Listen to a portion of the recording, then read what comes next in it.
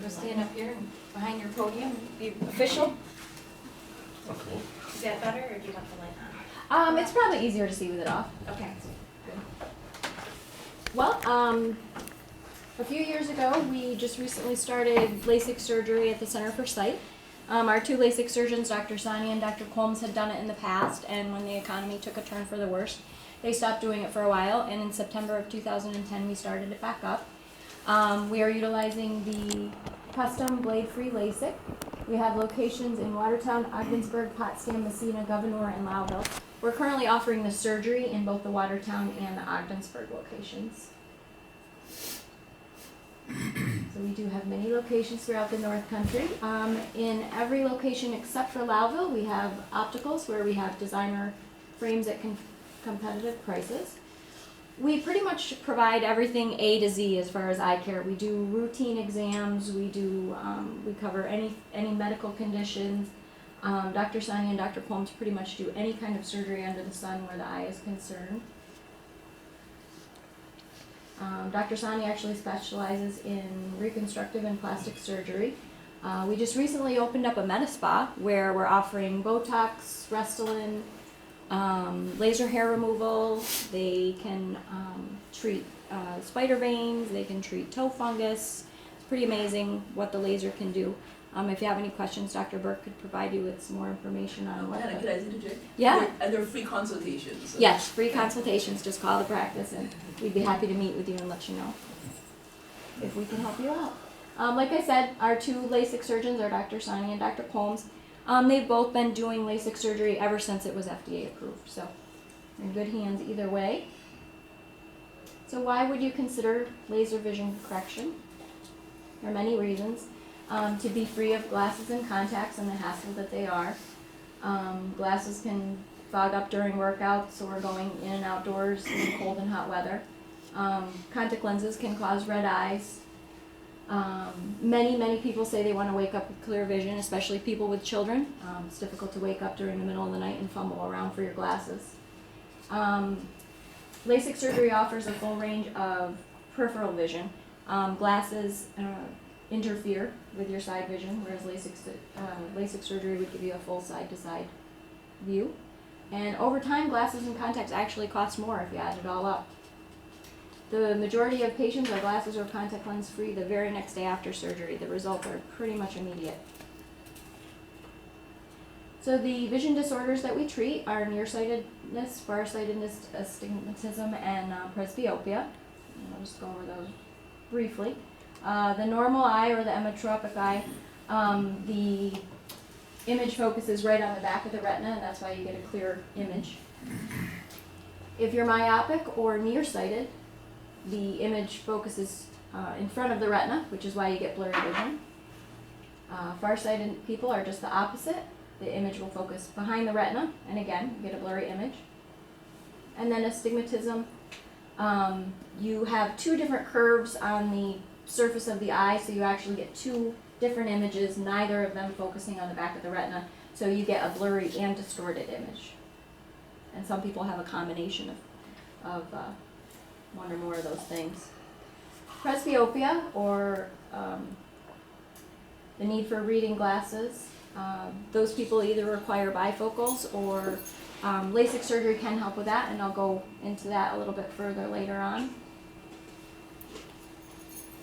So if you have presbyopia, you are unable to read up close. It starts around the age of 40, and it will gradually increase to where it plateaus around the age of 60. It's normal. It's a normal part of the aging process. It's going to happen regardless of whether or not you get LASIK surgery. And there are a couple different ways we can treat that. So you can either correct it with reading glasses, bifocals, or with LASIK surgery, we do monovision, where the surgeon actually treats one eye for distance and one eye for near. So with presbyopia and near vision, the image focuses behind the retina, which is why the up close or reading distance is not clear. As far as the laser that is used, we use two different lasers. The femtosecond laser, which creates a flap in the eye. The flap is lifted, and then an excimer laser reshapes the layer that is revealed underneath that flap to correct for your prescription. One of the terms we use is a flap and zap. Nothing touches your eye other than the laser, because there are 2 lasers and they do the entire procedure. The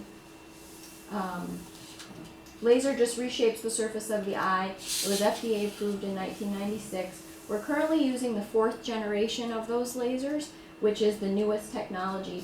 The new technology utilizes something called iris registration, which is pretty amazing. We're able to take a detailed image of the iris, plug that into the laser. The laser is able to lock onto that image, and then if your eye were to shift or move at all during surgery, it's able to follow it. Technology is pretty amazing. This is just a brief history. The main things you would want to look at was PRK was the first refractive surgery, which started in 1985. LASIK trial started in 1989, and then it was FDA approved in 1996. The Intralase, or the all-laser LASIK that we are using now, started in 1999. So there is quite a history behind it. The way the laser works or reshapes the eye is it breaks the molecular bonds in the eye. A lot of people think that it's going to be burning. There's no burning. It's actually a cold laser. All the laser is doing is breaking the molecular bonds to reshape the eye and correct for the prescription. This is just kind of a neat slide that Dr. Colmes found just to show how precise this laser really is. This is a magnified image of a human hair, and the laser was actually able to create a step type figure in the hair. So the LASIK procedure. Originally LASIK, the LASIK flap was created with a microkeratome, which created a flap of about 160 microns thick. Now with the all laser LASIK we're using, the flap is roughly 90 microns thick, and just to break that down, that just means we're going in less deep to start, so when the laser reshapes the eye, then we're still going in less deep, and the less of the integrity of the eye that is disturbed is always better, of course. That was the old surgery where the keratome created the flap. This is just, I'll just briefly go through the Intralase. The way it creates the flap is it inserts a layer of air with light pulses.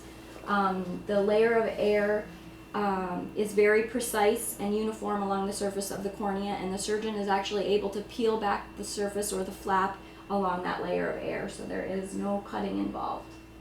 That's just a picture of the Intralase creating the layer of air underneath. And when the flap is created, there is a hinge left, so that when the surgeon lifts the flap, it just kind of opens up like a door. The second laser treats your eye, and then they're able to lay that back down. Your eye kind of has its own internal suction, so when it lays back down, it just adheres back into place. No stitches, nothing involved. It just adheres right back down.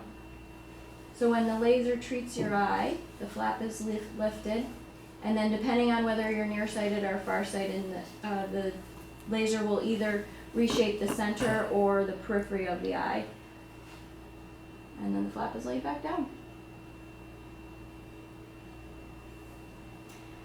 The new technology that we're using utilizes a wavefront technology, which picks up on aberrations or imperfections in your vision. Original LASIK surgery only treated for the prescription. The technology we use now picks up on aberrations or imperfections, which are minute and cannot be corrected for by an eyeglass or a contact lens, but they can be corrected for by a laser. So we're not only treating your prescription, we're treating for those aberrations. So oftentimes people can end up with a little bit sharper or crisper vision than they did with their glasses or their contacts.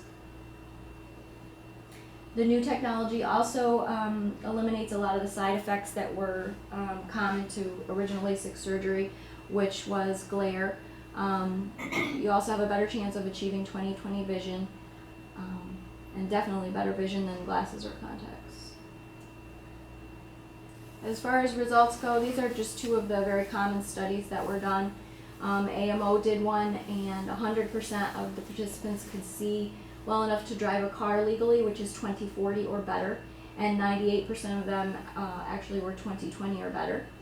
Alcon did one, and 6 months after the surgery, 98% of people were legal to drive without glasses or 20/40 or better, and 80% were 20/20 or better. Are there risks with LASIK? It is a surgical procedure, so of course there are risks involved. Some of the possible side effects and risks could include light sensitivity, a foreign body sensation, slight amounts of over or under correction after your eyes heal. Dryness is definitely a side effect, mild irritation, and night glare. Most of these definitely subside within 1 to 3 days after the surgery, if you get them at all. Oftentimes patients will ask if there's any chance of blindness. There have been no cases of blindness in our practice, and they are very, very few and far between worldwide, and any studies that I've read of that resulted in blindness was because it was an aggressive surgeon and they shouldn't have been doing LASIK surgery on that patient to begin with. So if you get a surgeon that's going to care about you and the health of your eyes, you don't have anything to worry about.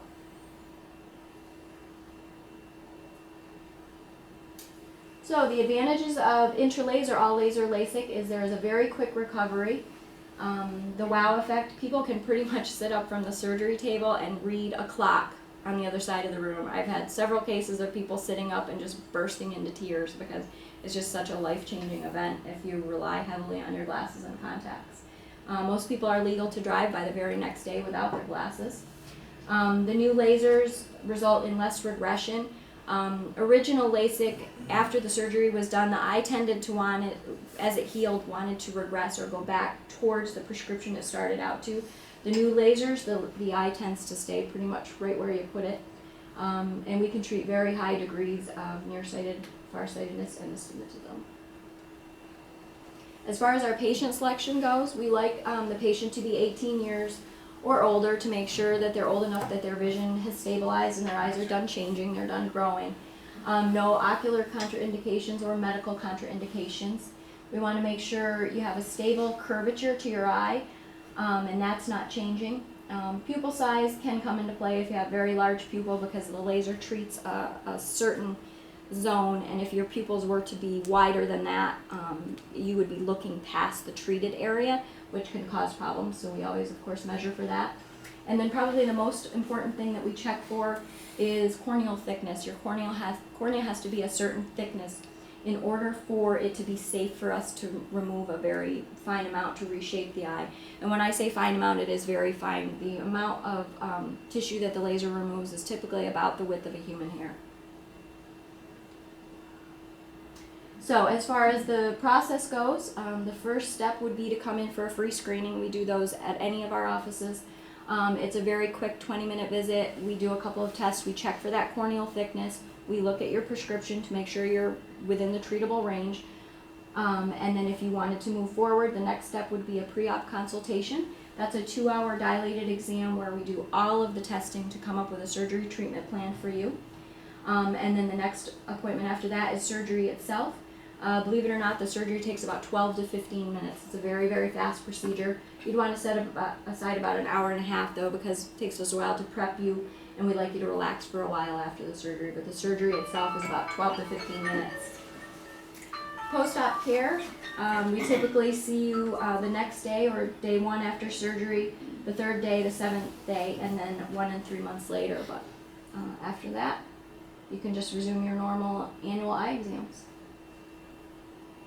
So your options are, of course, refractive surgery, contact lenses, glasses, or people that have very severe amounts of prescription that are outside the ranges of what the laser can treat. We can actually do clear lens exchange where the lens inside the eye is removed and replaced with a prescription lens, and you can pretty much get those in any prescription at all. So if you're not a candidate for LASIK, there actually is another procedure that's been around even longer than LASIK called PRK. Or, like I said, you can do the intraocular lens exchange or a combined procedure of the two. Just a comparison of options of people that wear contact lenses or glasses over a period of, I think it was 20 years, compared to the price of LASIK surgery. Common questions and answers, covered that. The procedure takes about 15 minutes. You can expect to be there for about an hour and a half on surgery day. As far as contact lenses go, we do like to have you out of your contact lenses for roughly a week before the surgery to make sure that any swelling caused from contact lenses will be gone by the time we do the surgery. What you feel during the surgery is a sensation of pressure. We use numbing drops. There are no needles either. Numbing drops completely numb the surface of the eye, so the only thing you feel during the procedure is a sensation of pressure. Water activities, we do ask that you stay out of the water for about a week after the procedure, just because we don't know what kind of bacteria you would run into.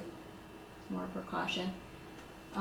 Dry eye is something that we test for, and if you do have it prior to the procedure, because it is a side effect afterwards, we start treating it before the procedure so that we can make sure that you're comfortable afterwards.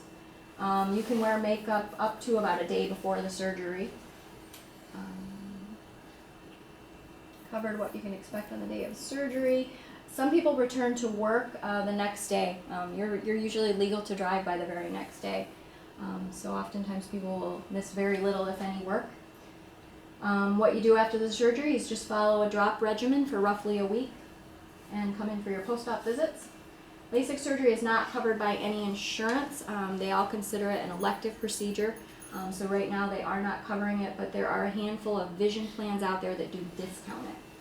LASIK is FDA approved. Does anyone have any other questions? If the person has had the PRK, Mm-hmm. can they, well, actually, I had it 20 years ago, Oh, okay. and during the FDA studies. Can you still do the presbyopia procedure? I think I'm saying it right. Right. You may, depending on what prescription you have left, if any, you could be a monovision candidate. Are you currently wearing reading glasses? I wear reading glasses. My distance is, knock on wood, my distance has stayed 20/20. Okay, if your distance is good, your best bet is to stick with the reading glasses, yeah.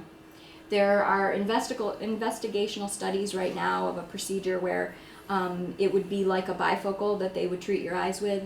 You may be a candidate for that down the road, but yeah, I would say right now your best bet is to, if you're 20/20 for distance, yeah, I wouldn't mess with anything. Okay. Yeah. So, but we offer free consultations. If you have any friends, family members that would like to see if they're a good candidate, they can just give us a call, and we can usually get them in within a day or so.